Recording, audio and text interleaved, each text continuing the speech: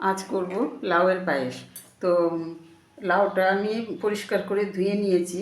তো লাউয়ের পায়েস করতে গেলে লাউটা একটু কচি লাউ হলে ভালো হয়। তো আমি এখন লাউটাকে কাটবো। তো লাউটাকে আমি এদিক থেকে কেটে নেব, দুভাগ করে নেব।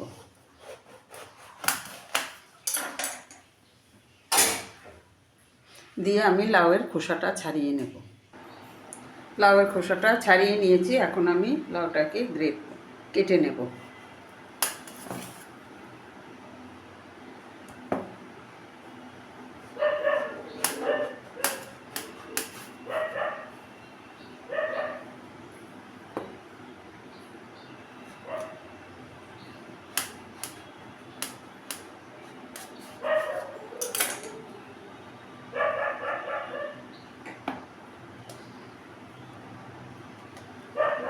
দিয়ে যে মাঝখানের জায়গাটা, সেই জায়গাটাকে আমি বাদ দিয়ে দেব।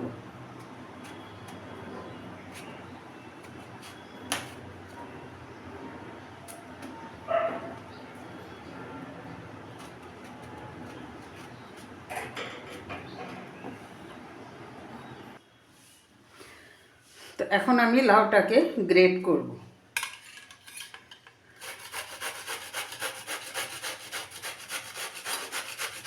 সবকটা লাউকে আমি এরকমভাবে গ্রেট করে নেব।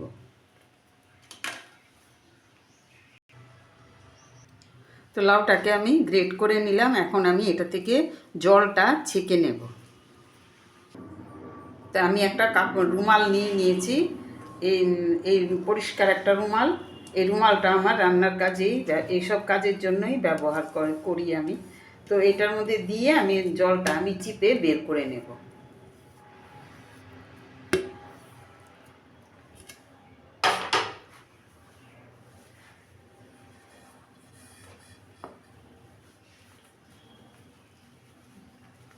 জলটাকে এরকমভাবে আমি চিপে জলটাকে বের করে নেব।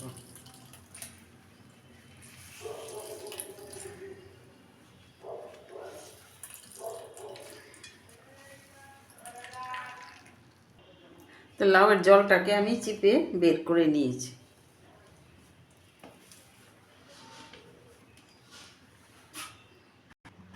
এখন একটা প্যান বসিয়ে দিয়েছি, দিলাম ঘি, 1.5 চামচের মতন ঘি দিলাম। এখন আমি লাউটাকে একটু ভেজে নেব।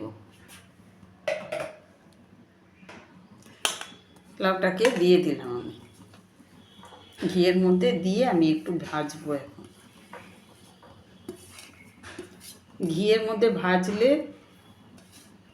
স্মেলটা ভালো আসে, পায়েসটা একটু টেস্ট হয় ভালো। এখন আমি এটা নেড়ে চেড়ে একটু ভেজে নেব।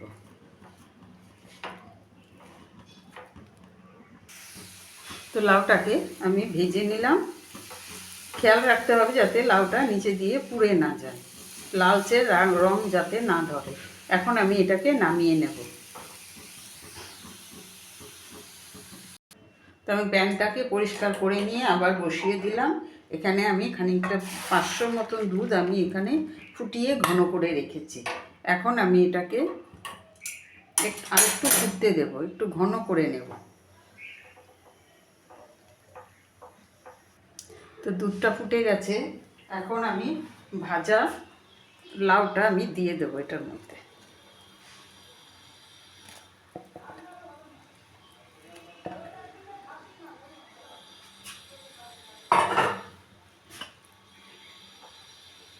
দিয়ে ভালো করে মিশিয়ে নেব, দিয়ে আমি আরও খানিকক্ষণ ফুটতে দেব।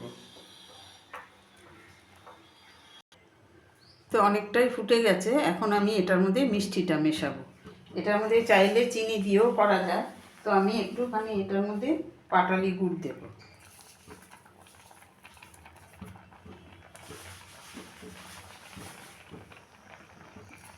দিয়ে আমি আরও ভালো করে এটাকে মিশিয়ে নেব।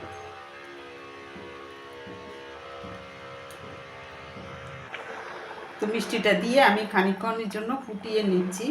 আর সেই সাথে আরেকটা আমি জিনিস শেয়ার করতে চাই, এই যে লাউয়ের জলটা আমি বের করেছি, সেই লাউয়ের জলটা কিন্তু আমি ফেলে দেব না। এইটা আমি একটু নুন দিয়ে আমি নিজেই এটা খেয়ে নেব। কারণ কি, লাউয়ের জল প্রেশার, সুগার বা স্কিনের জন্য ভীষণই উপকারী, ভীষণই ভালো। তো এই লাউয়ের জলটা আমি ফেলবো না, এটা আমি নিজেই একটু নুন দিয়ে খেয়ে নেব। তো এর লাউয়ের পায়েস আমার হয়ে গেছে।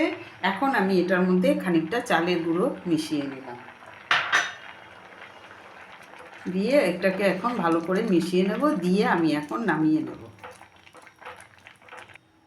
তো লাউয়ের পায়েস কমপ্লিট করে নামিয়ে নিলাম। আপনাদের কাছে আমার এই লাউয়ের পায়েস রেসিপিটা কেমন লাগলো অবশ্যই আমাকে একটু কমেন্ট করে জানাবেন। তো আজ এই পর্যন্তই, নেক্সট রেসিপি নিয়ে আবার কথা হবে। সবাই ভালো থাকবেন, সুস্থ থাকবেন।